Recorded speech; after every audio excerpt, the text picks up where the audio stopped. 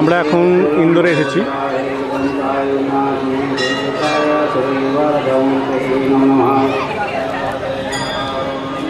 ইন্দোরে এটা বড় গণেশের মন্দির। আজকে শনিবার, আমি রিজু আর সুজাতে এসেছে। এই পর্বে আমরা ওঙ্কারেশ্বর, উজ্জয়ন, মহাকালেশ্বর, ইন্দোর এবং সম্ভব হলে মান্ডু ঘুরব বা মহেশ্বর। বড় মন্দির, আজকে শনিবার পূজা অর্চনা হচ্ছে।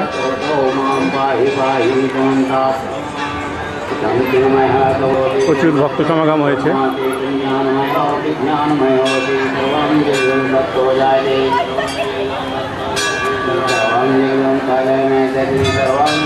মন্দিরটা অনেকটা জুড়ে।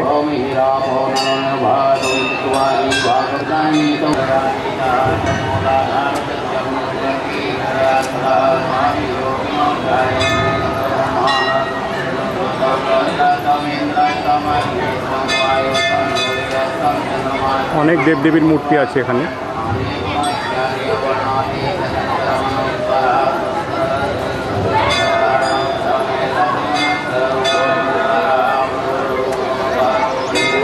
মন্দিরের চূড়া দেখা যাচ্ছে। চূড়ায় শিবের অবস্থান দেখতে পাচ্ছি।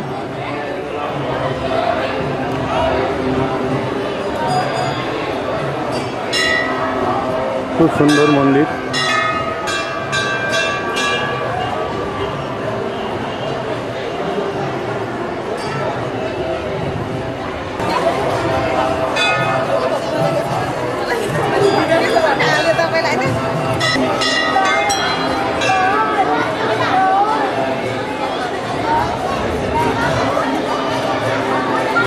ভেতরে সাই বাবাজির মূর্তি আছে, শনি মন্দির আছে।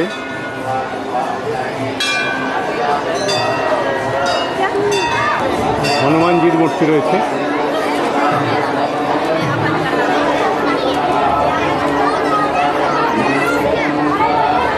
এটা পেছন দিক।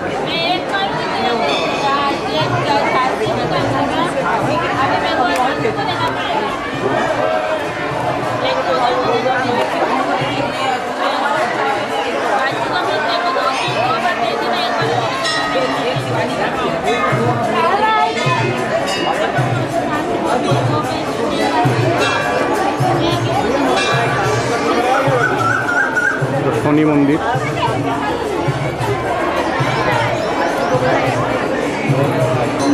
এটা গণেশজির মন্দির।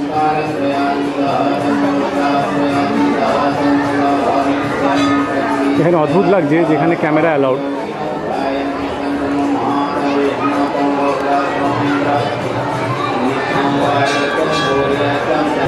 আমরা বড়া গণেশের মন্দির ছেড়ে বেরিয়ে যাচ্ছি।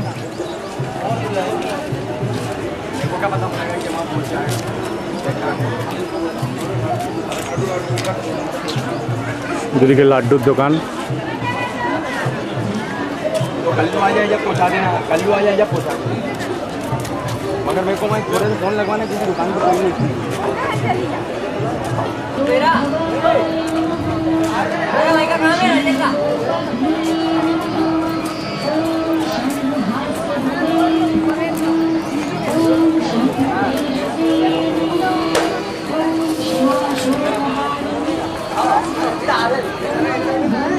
দুদিকে সার দিয়ে মিষ্টির দোকান।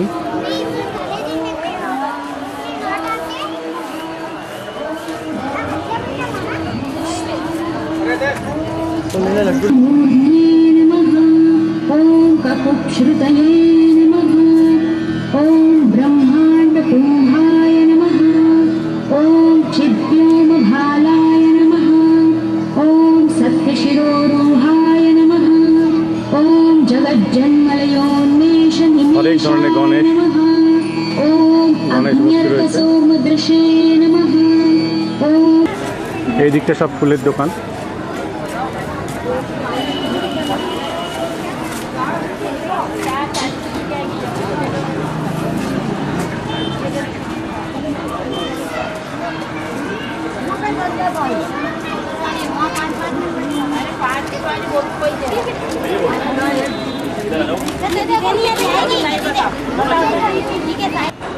আমরা এখন ইন্দোরের গীতা ভবনে এসেছি।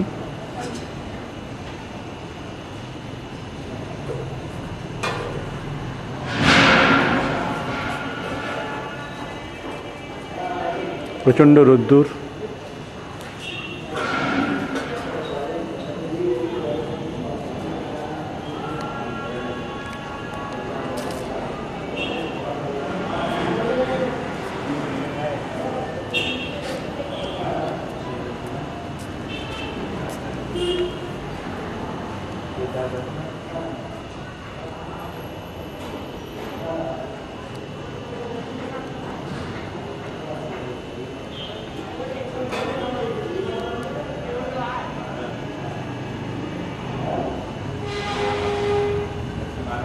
বিভিন্ন দেবদেবীর মূর্তি রয়েছে।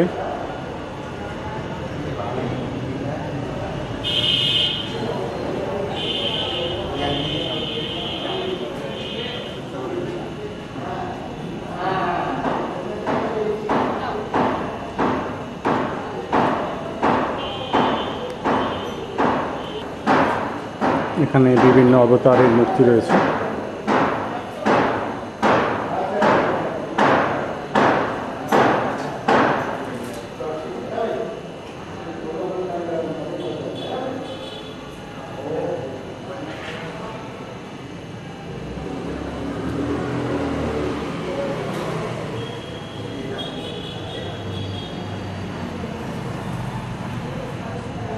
নিচে দ্বাদশ জ্যোতির্লিঙ্গের মূর্তি রয়েছে।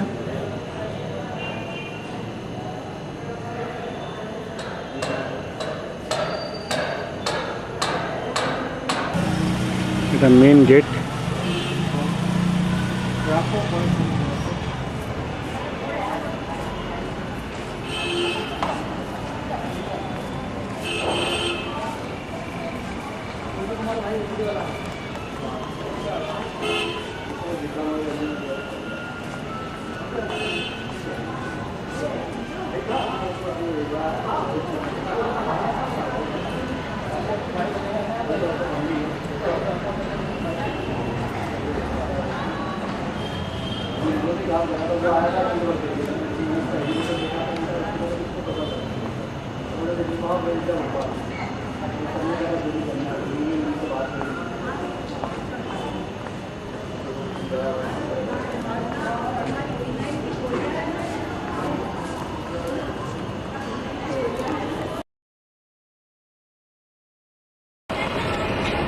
আমরা আজ ইন্দোর থেকে উজ্জয়িন যাচ্ছি। উজ্জয়িনে মহাকালেশ্বর দ্বাদশ জ্যোতির্লিঙ্গের একটি এবং দেবী অন্নপূর্ণার মন্দির আছে। কথিত আছে ওখানে দেবী অন্নপূর্ণা 51 ফিটের 1 ফিট। আমরা অবাক হয়ে যাচ্ছি এই ছোট্ট শহর ইন্দোরে এত ভালো চওড়া চওড়া রাস্তা, এত সুন্দর ফ্লাইওভার, এক্সপ্রেসওয়ে।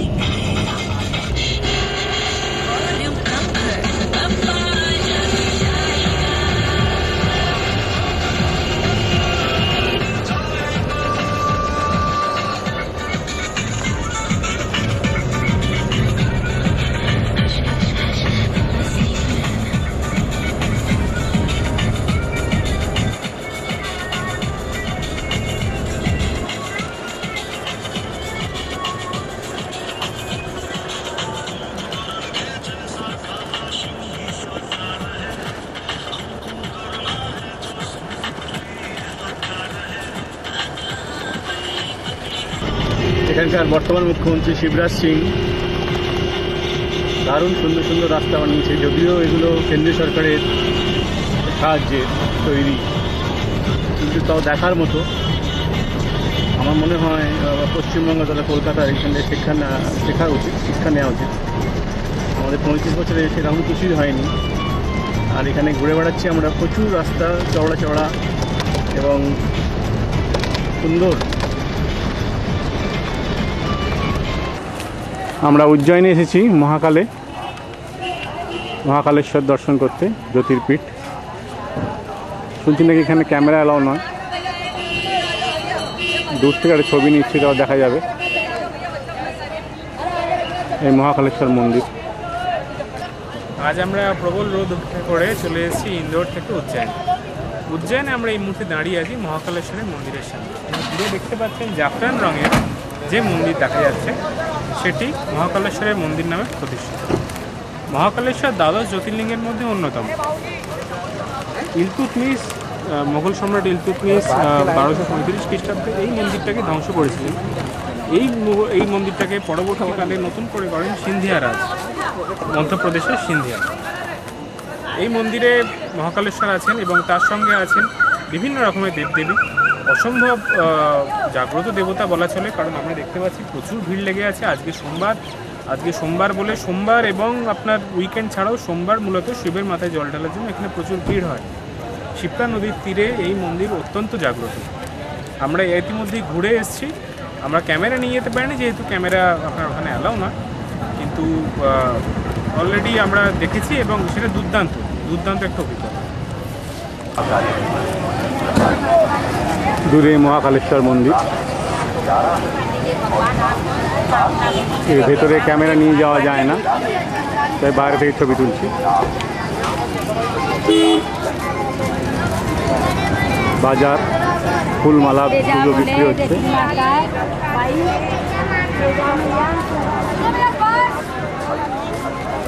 আজকে সোমবার, শিবের দিন, তাই বিশেষ ভিড় লেগে আছে।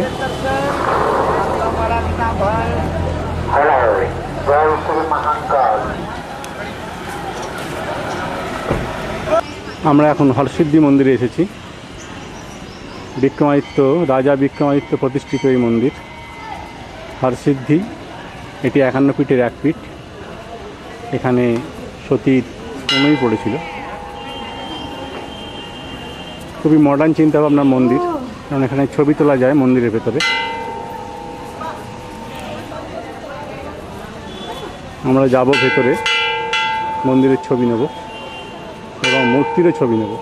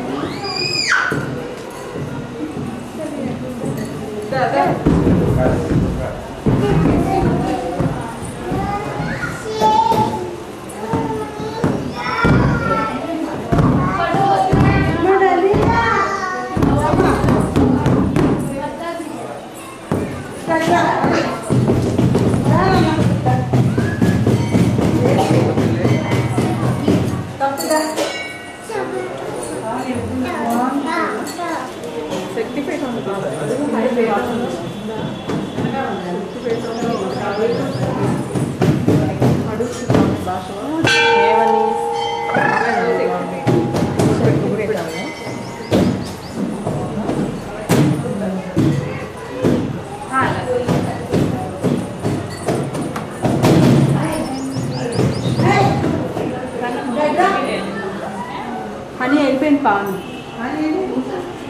Helping?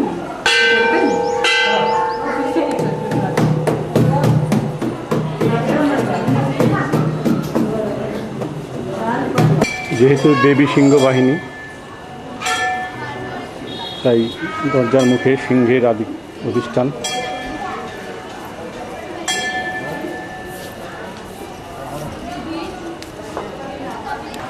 এটি যজ্ঞস্থল।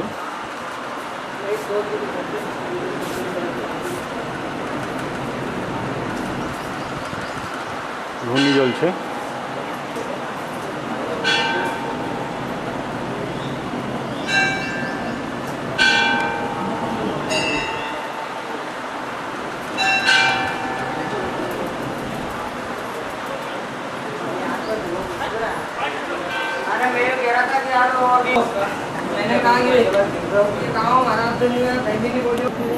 এটি রাজা বিক্রমাদিত্যের সভাগৃহ। রাজা বিক্রমাদিত্যের ছবি রয়েছে। বেতাল প্রসিদ্ধ।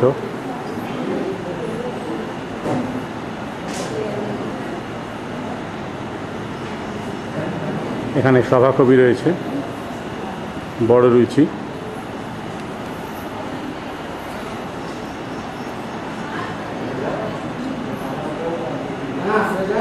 এখানে চিকিৎসকের ছবি রয়েছে, ধন্বন্তরী।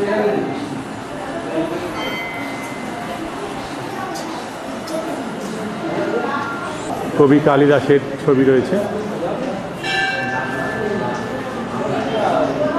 এরা সবাই সভাসদ ছিলেন রাজা বিক্রমাদিত্যের। সেই সময় সভা আলো করে থাকতেন। এখানে রয়েছে বেতাল ভট্টের ছবি।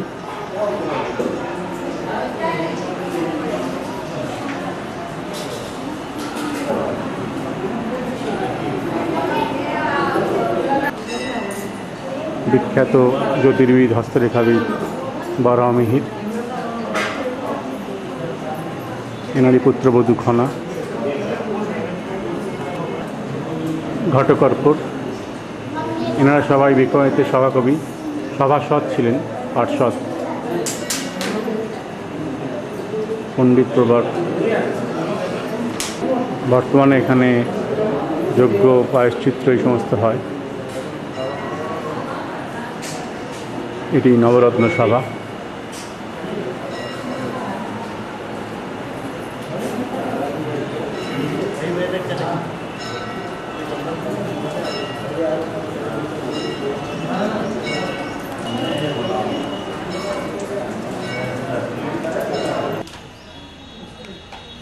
এটিকে বলে চিন্তাহরণ গণেশ।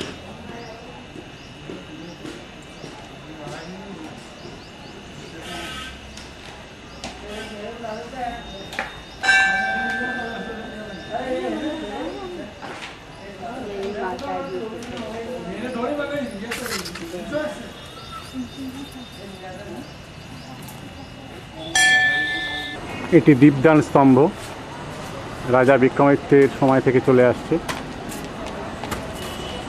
নবরাত্রির দিনে 9 দিন ধরে দীপদান হয় মন্দির কর্তৃপক্ষের তরফ থেকে। এছাড়া দীপাবলি ও বিশেষ উৎসবেও হয়। অন্যান্য দিন ভক্তরা দিয়ে থাকে।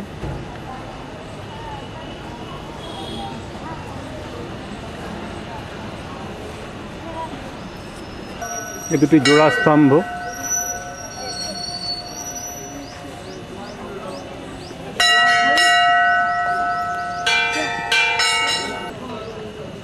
এই মুহূর্তে আমরা দাঁড়িয়ে আছি হরসিদ্ধিতে এই মন্দিরে, উজ্জয়িনীতে। কথিত আছে এই মন্দিরই রাজা বিক্রমাদিত্যের কুল মন্দির হিসেবে পূজিত হতো। উনি এখানে কুল মন্দির হিসেবে পূজনা করতেন। এইখানে আপনারা যেটা দেখছেন অত্যন্ত দুর্দান্ত একটা স্থাপত্য। এখানে প্রদীপ জ্বালানো হয় আজও সেই রীতি মেনটেন করা হচ্ছে এইখানে। এবং এই দুটিতে সম্পূর্ণভাবে মন্দিরে আজও সন্ধ্যেবেলা জ্বালানো হবে। তখনকার দিনেও রাজা বিক্রমাদিত্যের সময়ও এটা স্থাপিত হয় এবং এখানেই এটা চালিত হয় যে এখানে সন্ধ্যেবেলায় প্রদীপ চালনা করা হবে। এইখানে যে মন্দিরটা দেখা যাচ্ছে সেটা হর্ষদেবের মন্দির। ভেতরে 32 পুতুল আছে, যা আমরা জানি রাজা বিক্রমাদিত্যের 32 পুতুল হিসেবে বিখ্যাত যে গল্পটি আমরা এত ছোটোবেলা থেকে শুনেছি, সেই 32 পুতুলের মন্দির আছে এবং ভেতরে অত্যন্ত জাগ্রত এক দেবীর বসবাস। এবং আমরা আপনাদের দেখাতে চাইব যে ঠিক এই জায়গাটায় বিক্রমাদিত্যের সভাসদ ছিলেন নবরত্ন, যারা আমরা চিনি, সেই বিখ্যাত নবরত্ন। এবং উনি নিজে বসতেন। আমরা কিছুক্ষণ আগে একটা ভিডিওতে দেখেছি যে তাকে প্রসাদ দেওয়া হয়েছে, তার আহার দেওয়া হয়েছে, বিপ্রহারিক আহার। এইখানেই তার নবরত্ন বসতেন এবং এখানেই তিনি তার পার্শ্বদের নিয়ে আলোচনা করতেন। উজ্জয়িনী। আমরা এখন উজ্জয়িনীতে রামঘাটে রয়েছি। এই সেই বিখ্যাত শিপ্রা নদী। রবি ঠাকুরের সেই বিখ্যাত কবিতা মনে পড়ে যাচ্ছে। শিপ্রা নদী তীরে সন্ধ্যা সবিতার সেই বিখ্যাত কবিতা। এটি প্রাচীন জনপদ, পূর্বের নাম অবন্তিপুর। বৌদ্ধ ধর্মের প্রভাব ছিল। পরবর্তীকালে বৌদ্ধ ধর্মের প্রভাব কমে যাওয়ার ফলে শৈব ধর্মের জাগরণ হয়। এইখানেই 12 বছর অন্তর কুম্ভ মেলা হয়।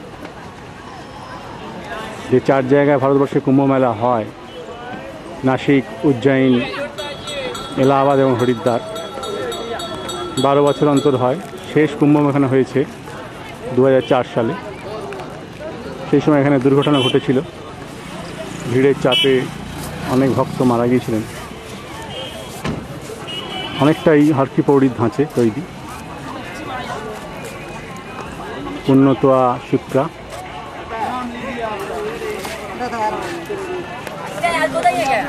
উজ্জয়নে ঘুরতে এসে যে জায়গাটা সবার আগে আসা উচিত সেটা আমরা এখন এসেছি রামঘাট। এই জায়গাটা ঠিকই ধরেছেন, আপনারা বুঝতে পারছেন যে এটা কুম্ভ মেলার জন্য বিখ্যাত। কুম্ভ মেলা যে 12 বছর ধরে হয়, নানা ধর্ম অনুযায়ী, সাধারণত হিন্দু ধর্ম, কিন্তু বিভিন্ন ধর্মের মানুষ কুম্ভ মেলায় আসেন প্রতি বছর। ভারতে 4টি জায়গায় কুম্ভ হয়, তার মধ্যে এটি প্রধান জায়গা উজ্জয়ন। শেষবার 2004 সালে এখানে উজ্জয়িনীতে কুম্ভ মেলা হয়েছে এবং 2004 সালে সেবার স্ট্যাম্পেড হয়েছিল, বহু মানুষ, অনেক মানুষ শেষবার 2004 সালে উজ্জয়িনীতেই কুম্ভ হয়েছিল এবং সেখানে অনেক মানুষ মারা গেছিলেন পদপিষ্ট হয়ে। প্রথমে সন্ন্যাসীদের পুজো হয়, সন্ন্যাসীরা এখানে পূর্ণ ডুব লাগান, তারপর সাধারণ মানুষের সুযোগ পান। সেবারই একটি ভুলের জন্য এটা হয়েছিল, কিন্তু কথায় বলে যে মানুষের ধর্মর, ভারতীয়দের ক্ষেত্রে ধর্মের অত্যন্ত বিশ্বাস আছে এবং প্রতি বছর তারা এখানে আসেন। কুম্ভ না থাকলেও আপনারা দেখতে পাচ্ছেন যে কত লোক এখন এখানে আছেন উজ্জয়িনীতে। এই রামঘাটে তারা সবাই পুণ্য করতে এসেছেন। বয়ে চলেছে শিপ্রা। শিপ্রা অত্যন্ত পূজনীয় নদী, তার জল মাথায় ঠেকাতে চাইছেন মানুষরা। অসাধারণ একটা দৃশ্য এবং আপনারা যেটা দেখাতে চাইব, দেখতে পাচ্ছেন শিপ্রা বয়ে চলেছে কিন্তু মাঝখানে একটি যাতায়াতের রাস্তা, জল কিন্তু তার ওপর দিয়ে বইছে না। এরকম জিনিস সত্যি দেখা যায় না। এটা খুব সম্ভবত উজ্জয়িনীর এই রামঘাটের বৈশিষ্ট্য।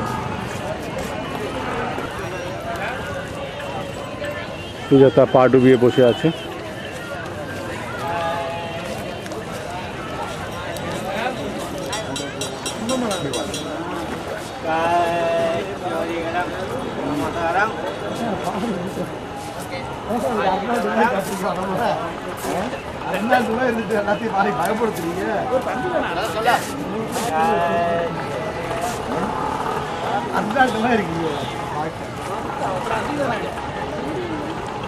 স্যার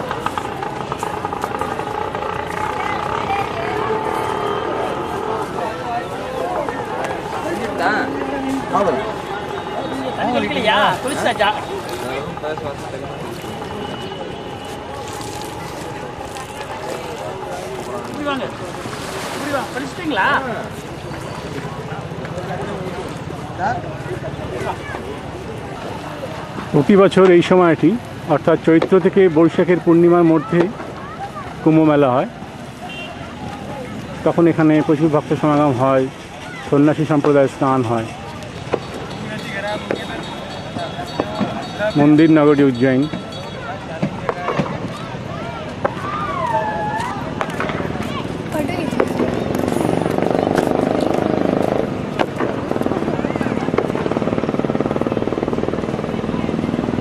বয়ে চলেছে শিপ্রা নদী।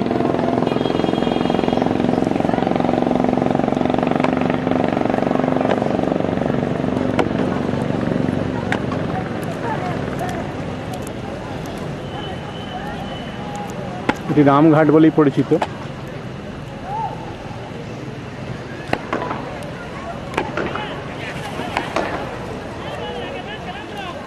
ঘাটে ঘাটে স্নানার্থীরা স্নান করছেন।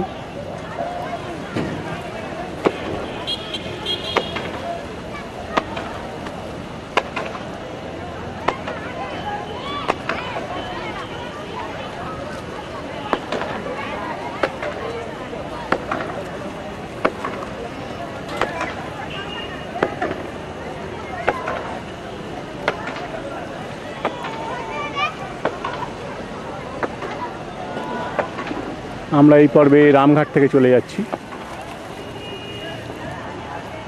আমরা এখন উজ্জয়িনীতে গড়কালিকা মন্দিরে এসেছি।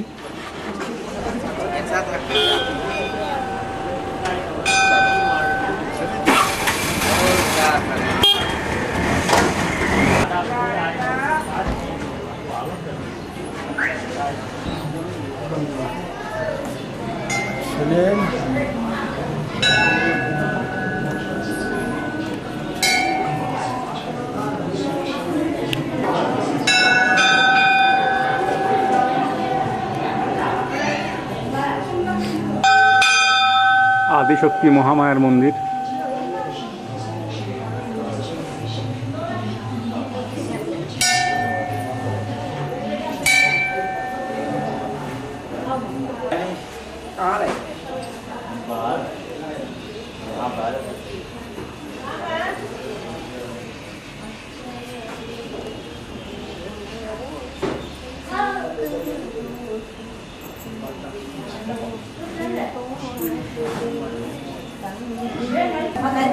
নাট মন্দিরের ভেতরের ছবি।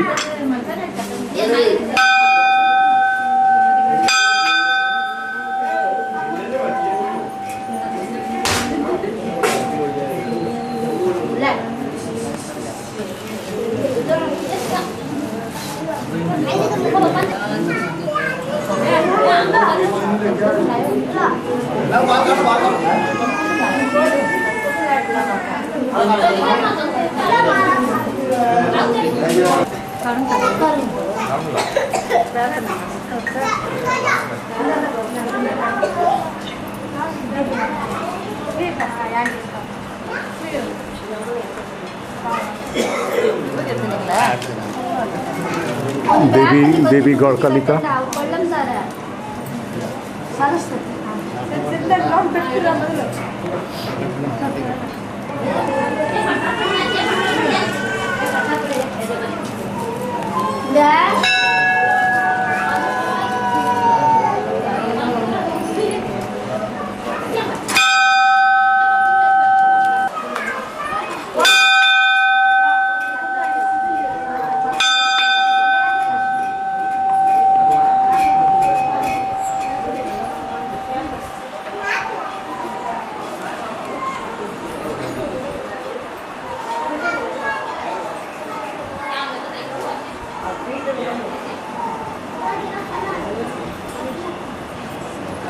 देवी सरस्वती, काली महासरस्वती, महाकवि कालिदास की आराधना देवी। इन्हीं महाकवि कालिदासेर आराध्या देवी। একদিকে মহা সরস্বতী, একদিকে মহালক্ষ্মী।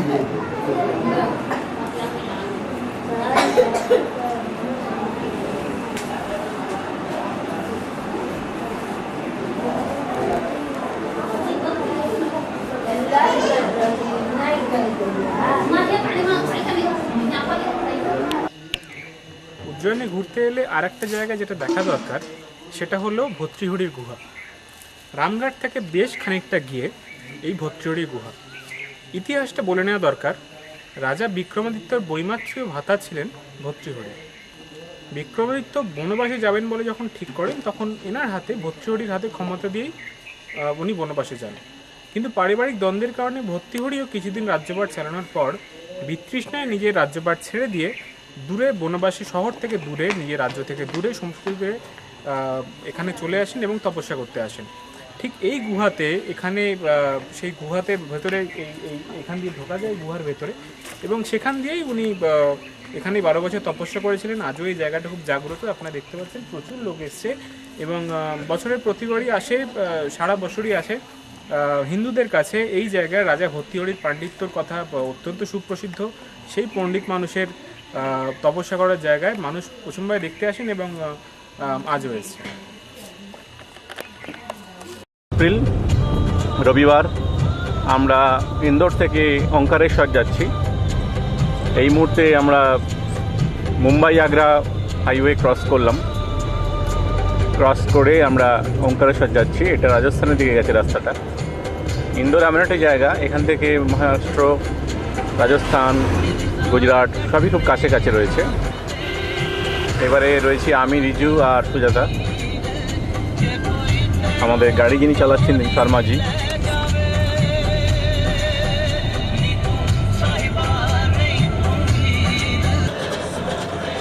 প্রকৃতি খুব সুন্দর, গরম পড়েছে কিন্তু আজকের ওয়েদার একটু অন্যরকম আছে।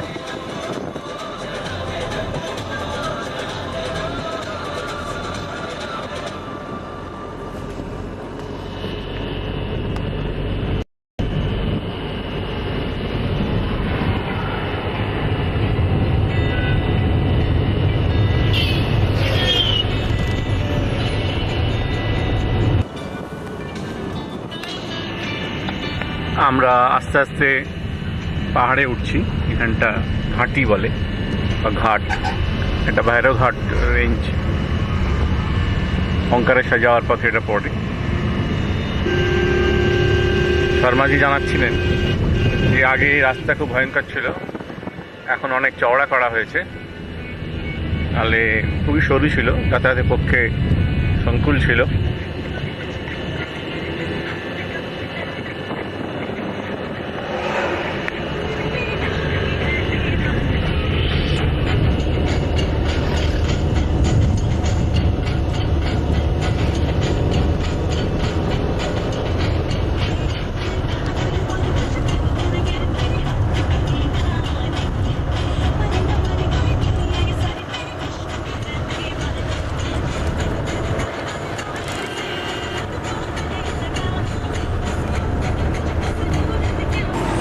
আমরা ওঙ্কারেশ্বর যাওয়ার পথে খান্ডোয়া রোডেতে এক জায়গায় দাঁড়িয়েছি। এটা শনি মন্দির।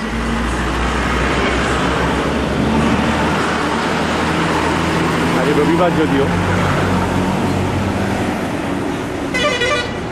লোকাল গ্রাম, মহাদেবের ছবি রয়েছে, এই মূর্তি গ্রামের মধ্যে পূজিত হচ্ছে। ভারতবর্ষের এই গ্রামের দারুণ বৈচিত্র্য, খুব শান্ত নিরিবিলি গ্রাম।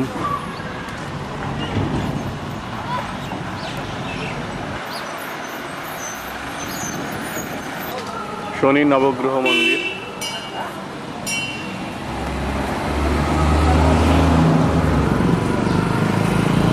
সচরাচর শনি মন্দির এত বড় দেখা যায় না।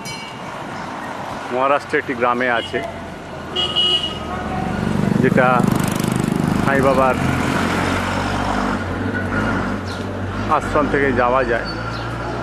সাই বাবা মানে আমাদের শিরডি সাই, শিরডি থেকে যাওয়া যায়। সিগনাপুর বলে।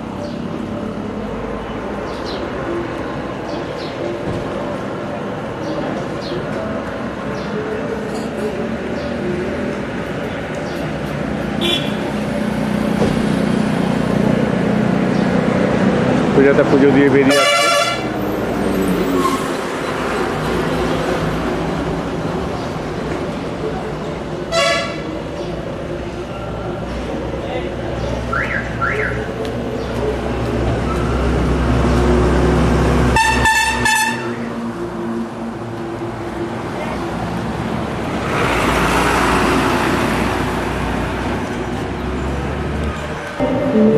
মূল গর্ভগৃহের ছবি নিচ্ছি, সচরাচর হয় না যেহেতু, এখানে সেটা অ্যালাউড। শনি দেবতার ছবি।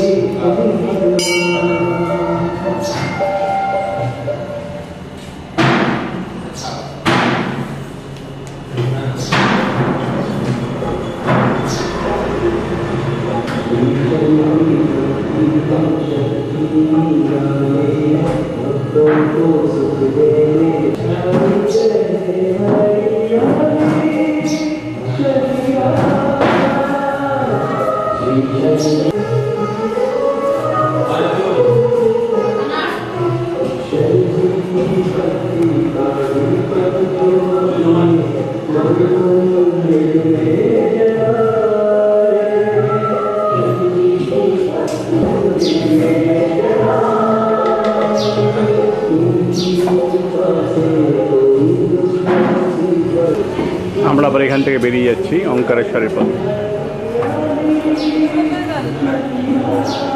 মিটার গেজ ট্রেন যাচ্ছি, আমরা ট্রেনের গাড়ির মধ্যে থেকে তুলছি। ইন্দোর থেকে রাতলাম অবধি যায় metre gauge train, passenger train যাচ্ছে। এ আস্তে আস্তে ফেজ আউট হয়ে যাবে, সমস্ত ব্রডগেজ হয়ে যাবে, পাহাড়ের উপর দিয়ে যায়। আমরা ওঙ্কারেশ্বর এসে পৌঁছেছি। ওঙ্কারেশ্বরের দোকানপাট,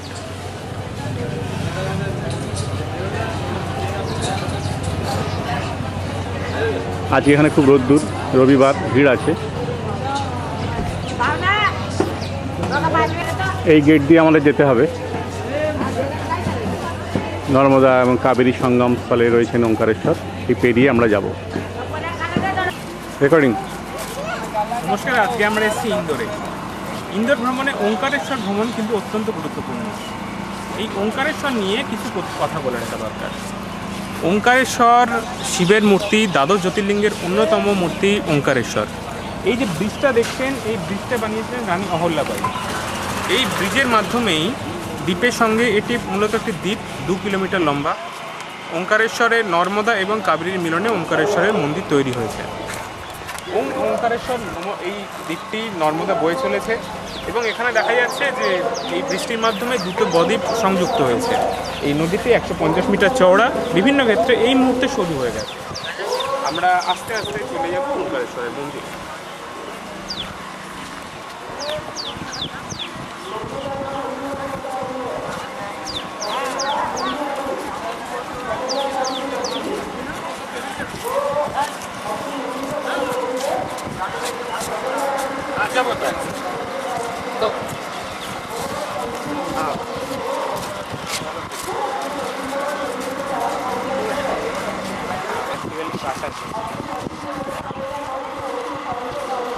নদীতে নৌকা বিহার হচ্ছে।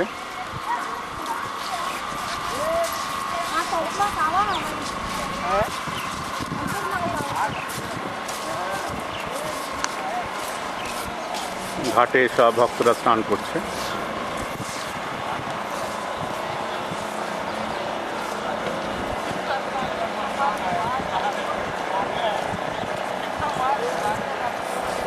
দূরে ওং চিহ্ন দেখা যাচ্ছে।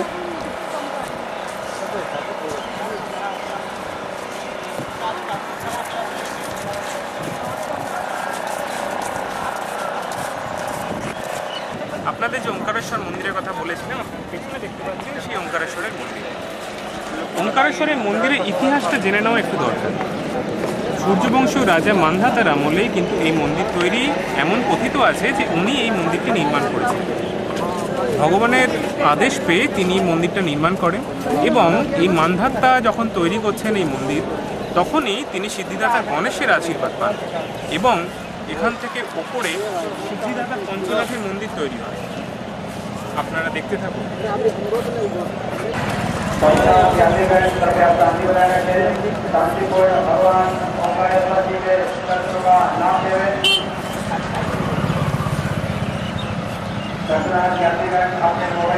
নিচে ঘাট, নর্মদা ঘাট।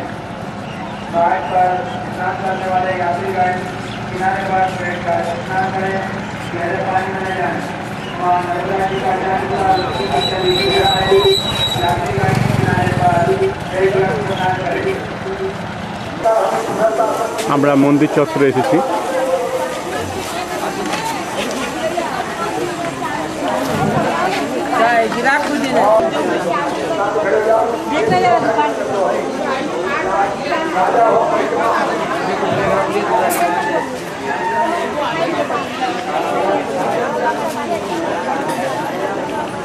এই মন্দিরের গলি, সব মন্দিরের গলি যেরকম হয়।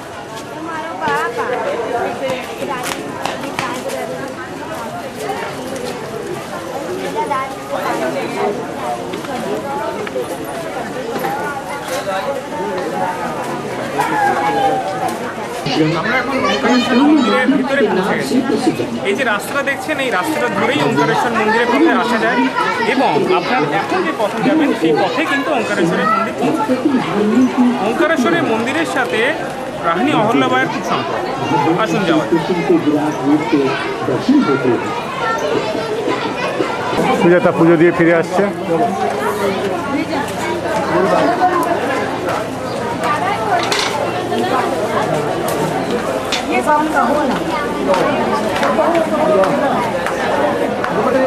আজ রবিবার, খুব ভিড় আছে।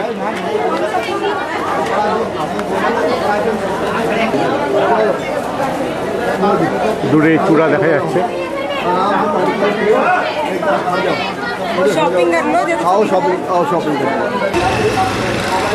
ওঙ্কারেশ্বরের উল্টো দিকে মমলেশ্বর, এই নর্মদা নদী। কাবেরী নর্মদা সঙ্গম স্থল, এটি ঘাট।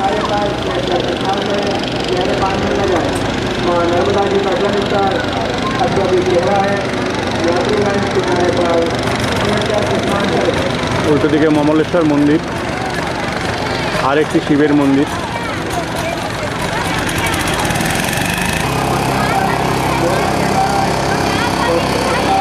মমলেশ্বর শিব,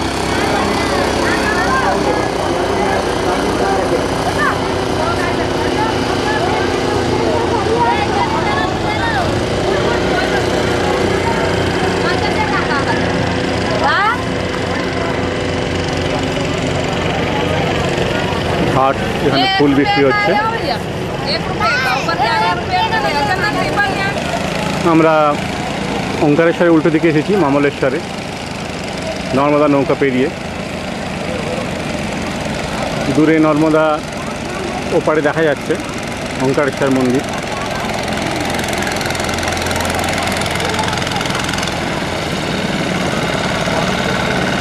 নিচে ঘাট, স্নান করছে ভক্তরা, নৌকা চলছে।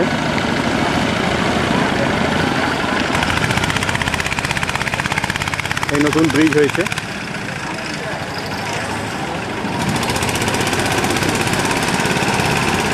আমরা এবারে মমলেশ্বরের মন্দির দেখব, মূর্তি দেখব। এই হচ্ছে মমলেশ্বর মহাদেবের মন্দির, ঠিক ওঙ্কারেশ্বরের উল্টো দিকে।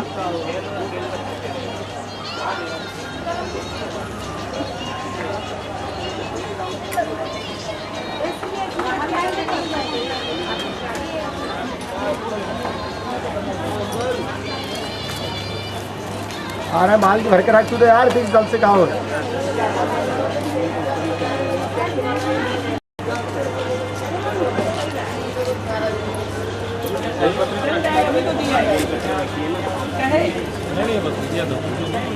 বল।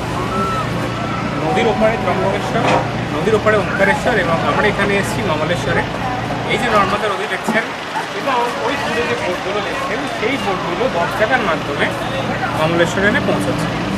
এই নর্মদা নদীতে চান করেন ভক্তগণ, তাদের মনে হয় যে নর্মদার জল তাদের পাপকে ধুয়ে মুছে নতুন পাপ করতে হয় বাধ্য। এই নদীতে কুমির আছে এবং দূরে ওইদিকে একটি বাঁধ আছে, যার জন্য নদীর স্রোত বেশি না হলেও নদীর জল বর্ষাকালে অত্যন্ত খরস্রোতা হয়, এবং এই নদীতে কুমির আছে, সেই জন্য সাবধানে চান করাটা ভালো। আমরা মমলেশ্বর দর্শন করে নিয়েছি, এবার আমরা এখান থেকে যাব দুর্জনে।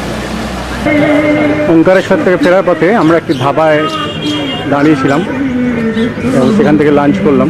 নাম করা এই ধাবাটা, খাওয়া দাওয়া খুবই ভালো।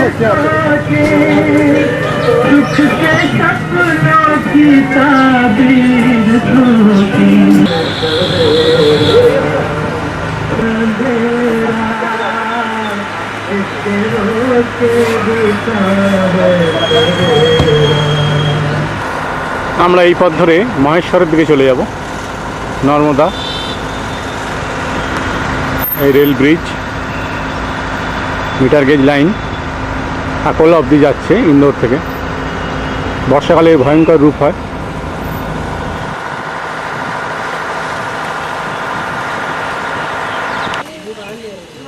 আমরা ওঙ্কারেশ্বর থেকে প্রায় 45 কিলোমিটার দূরে মনিলেশ্বর বলে একটি জায়গায় এসেছি। এর পরবর্তী জায়গায় আমরা যাব মহেশ্বরে, এখান থেকে 7 কিলোমিটার দূরে নর্মদা ঘাট দেখা যাচ্ছে। ভক্তরা স্নান করছে।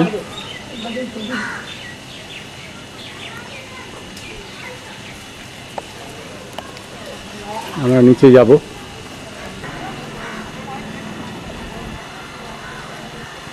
এটা নর্মদার মনিলেশ্বর ঘাট।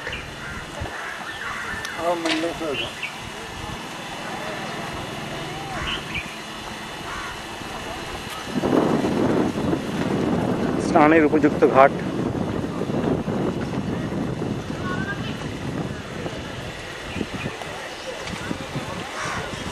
দূরে ব্রিজ দেখা যাচ্ছে। বাঁধও দেওয়া হয়েছে নর্মদাকে। নর্মদা বাঁচাও আন্দোলন চলছে মেধা পাটকারের নেতৃত্বে।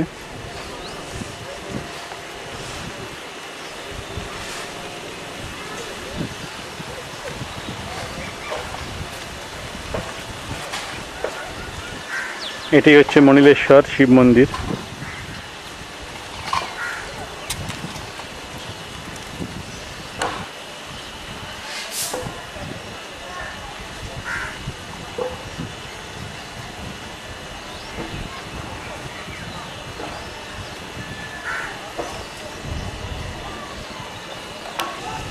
আমরা এবার মনিলেশ্বর থেকে মহেশ্বর যাব, সেখান থেকে ইন্দোরে ব্যাক করব। প্রচণ্ড রোদ্দুর, তাই বিশেষ কিছু দেখা হচ্ছে না, তারই মধ্যে যতটুকু পারছি আমরা দেখে নিচ্ছি।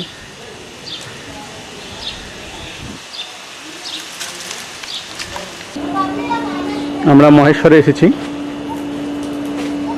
রানী অহল্যাবাইয়ের যে এখান থেকে উনি রাজত্ব করতেন। ভেতরে যাব, রাজবাড়া প্যালেস। রেডি? আমাদের যাত্রার আজকে শেষ পর্বে আমরা চলে এসেছি মহেশ্বরে। মহেশ্বর রানী অহল্যাবাই তৈরি করেছিলেন। এখান থেকেই তিনি তার রাজ্যভার চালাতেন। ইন্দোর মধ্যপ্রদেশের রাজধানী পরে হয়েছে অবিভক্ত মধ্যপ্রদেশের রাজধানী, অর্থাৎ হোলকার ফ্যামিলির কুইন অহল্যাবাই যেখান থেকে রাজত্ব চালাতেন, মহেশ্বর থেকেই চালাতেন। মহেশ্বরের রাজধানী ছিল। মহেশ্বরের এখানে প্রসিদ্ধ আছে যে রানী মূর্তিটা, সেটা রানী অহল্যাবাই প্রতিষ্ঠা করেছেন এখানে। এবং এককাল এই মহেশ্বরের অনেক নাম ছিল, সেই জন্য আজও টুরিস্ট স্পট হিসেবে মহেশ্বর অত্যন্ত বিখ্যাত।